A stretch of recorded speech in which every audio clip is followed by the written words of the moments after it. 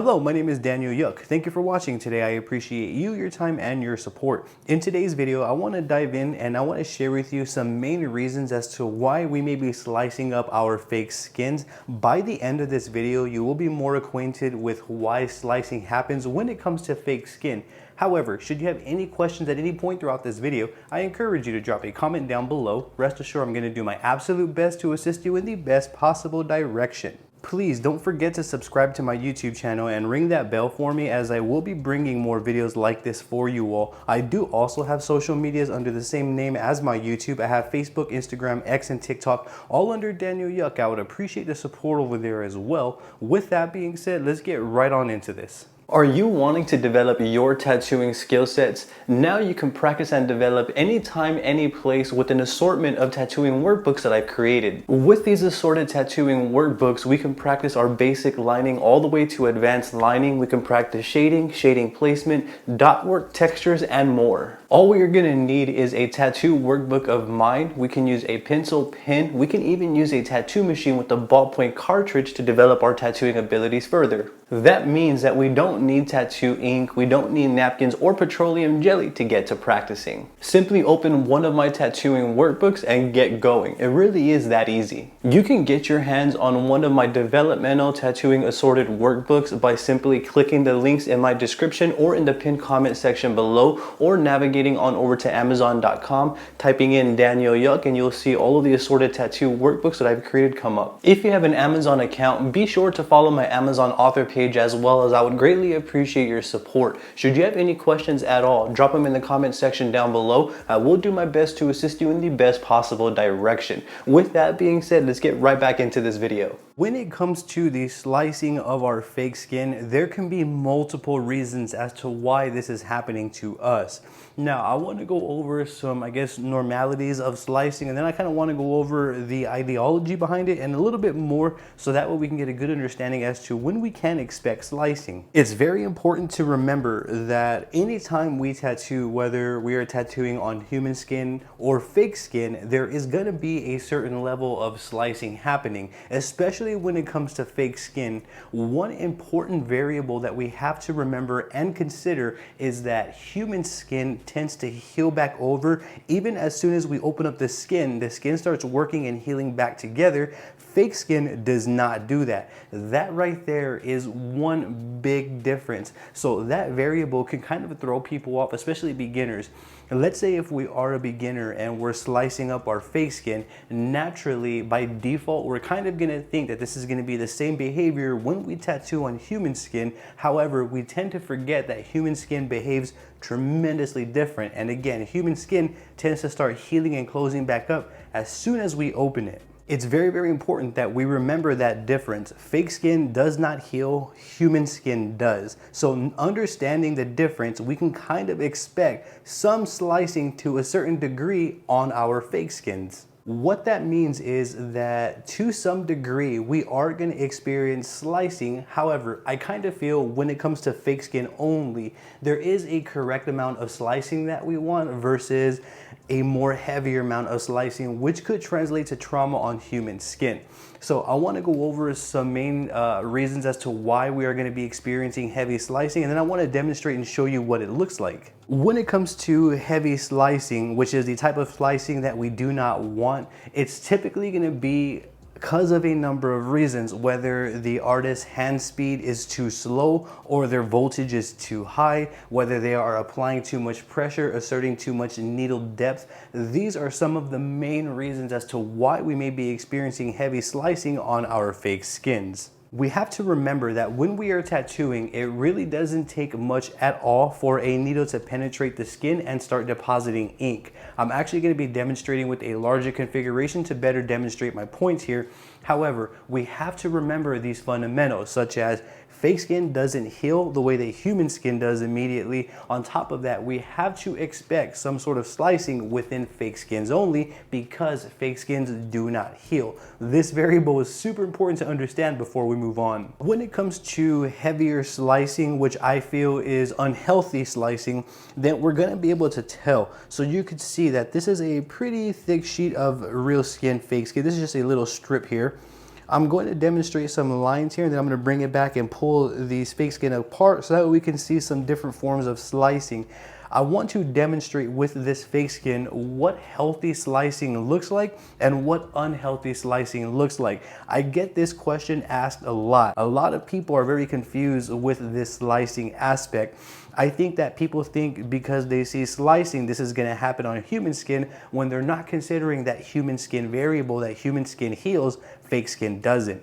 Now, with that being said, I want to switch over to a different angle. I want to demonstrate some inadequate lining here, and I want to show you what heavy slicing looks like and what correct slicing looks like.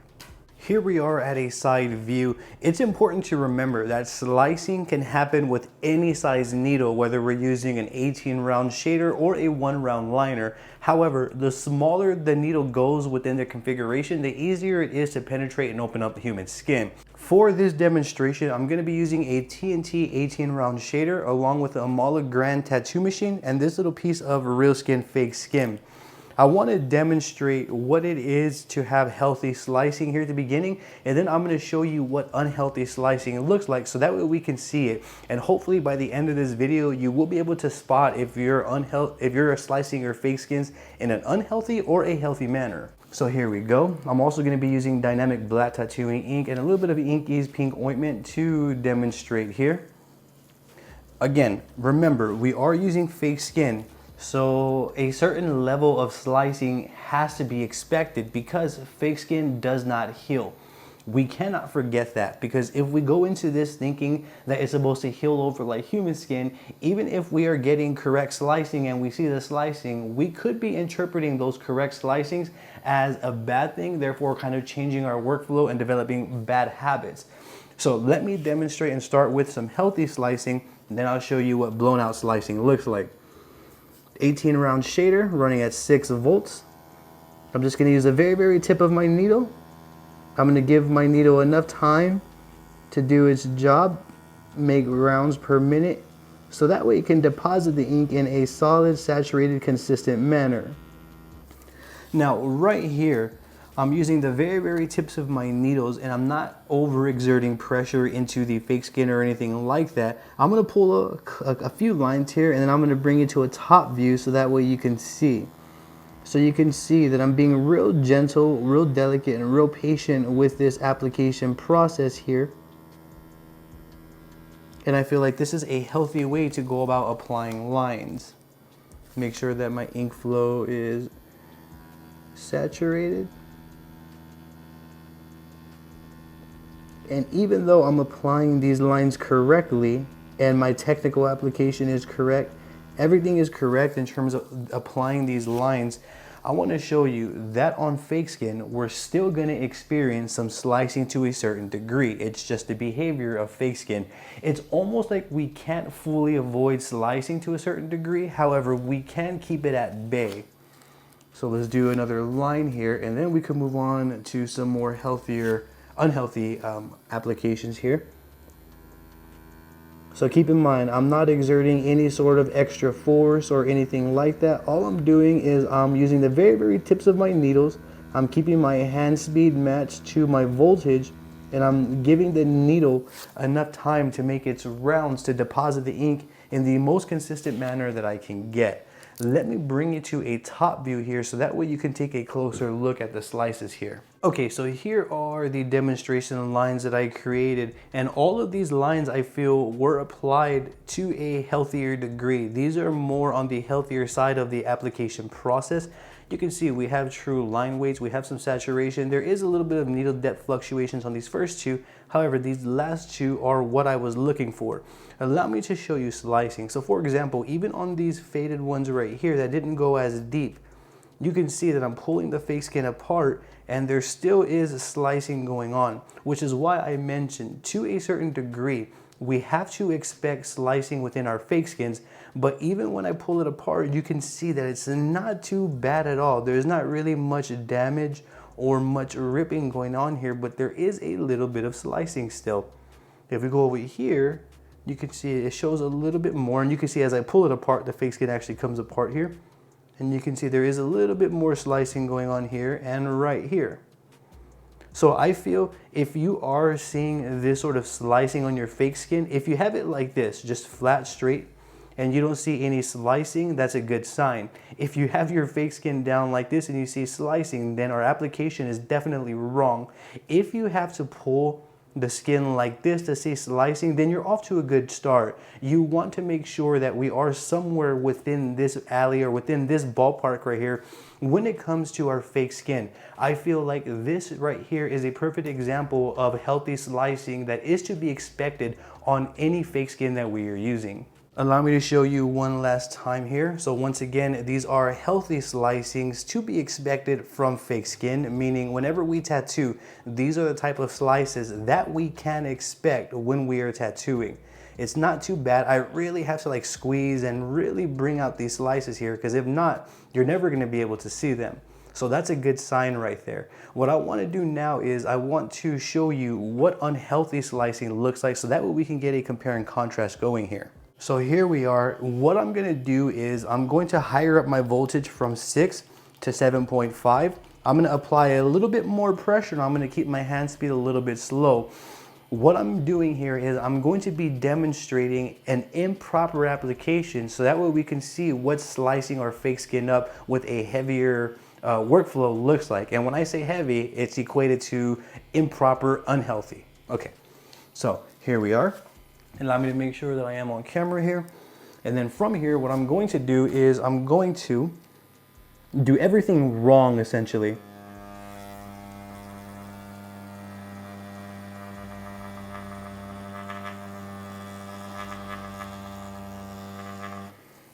So there's one. I wonder if we blew out.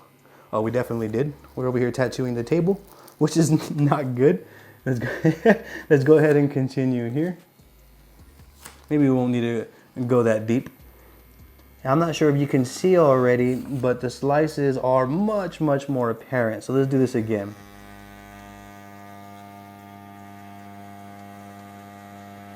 So my voltage is way too fast, my needle depth is way too deep, and my hand speed is way too slow.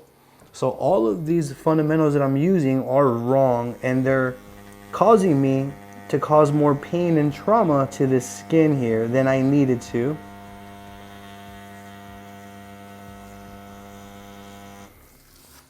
Let's go ahead and do one more. I'm not sure if you can see a tremendous difference even at this angle here, but when I switch over the angle, you should be able to tell. So again, too slow for my hand speed and voltage. My voltage is too high, and I'm applying far too much pressure here. So allow me to clean this off and let me show you what it looks like when we get unhealthy slicing. So here we are at another top view. Over here we have the healthier application. Over here we have the improper application. You can see off the bat though, if I just kind of move it around in the light, all of the slices going on.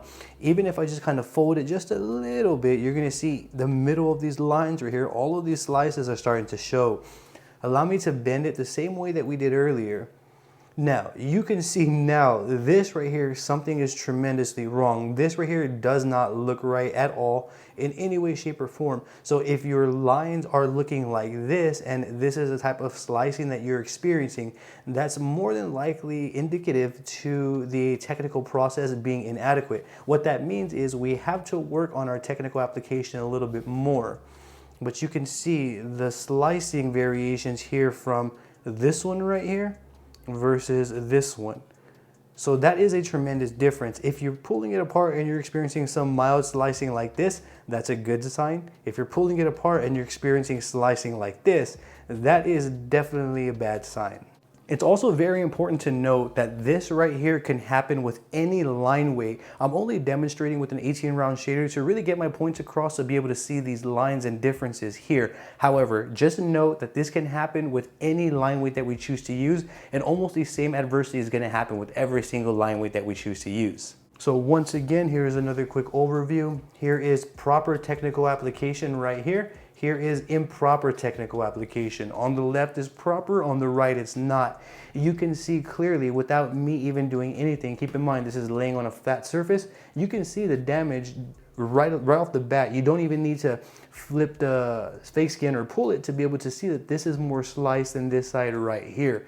That right there is fully apparent. You can visibly see the damage done on these versus these right here. So one last quick recap before we conclude the video here. On the left, we have proper application. This is where we want to go for. On the right, we have improper technical application. The reason why this is proper and improper is because the proper doesn't have damage the way that the improper does. You can clearly see, even without this sheet of Reelskin being bent, that there's tremendous trauma here. You can see all of the slices. Even the line weights look a little bit thicker from those slices, as if they're kind of coming out of the fake skin. Over here, we just have smooth, consistent lines, although the depth was a little bit off on these. However, the points still get across with proper technical application and improper technical application. So if you notice that you're experiencing mild slicing on your fake skins, you're probably off to a better start. If you notice that your slicing are coming out more like this, then we probably should go back to the basics, back to the chop block, practice the basics a little bit more and the fundamentals, get more acquainted, and then try again. One quick fold for you. So you can see this is what proper application looks like on fake skin. Mild slicing, that's what you want to go for. Improper application, as you can see, which is heavy slicing. This is what we want to stay away from. Again, if we are showing our results like this, then our hand speed may be too slow, our voltage may be too high, or our needle depth may be a little too deep. But that right there, and you can see that line's just completely blown out. But that right there is the difference between proper application on fake skin and improper application. We can expect slicing to some degree, as we mentioned, but again, just because fake skin does not heal. That will be it for this video. I do hope that this video can give you some insight and help you in a better direction. Should you have any questions at all, I'm going to encourage you to please drop a comment down below. Rest assured, I'm going to do my absolute best to assist you in the best possible direction. Please don't forget to subscribe to my YouTube channel and ring that bell for me, as I will be bringing more videos like this for you all. I do also have social medias under the same name as my YouTube. I have Facebook, Instagram, X, and TikTok, all under Daniel Yuck. I would appreciate the support over there as well. With that being said, I thank you for watching and I appreciate your time. You have a great day.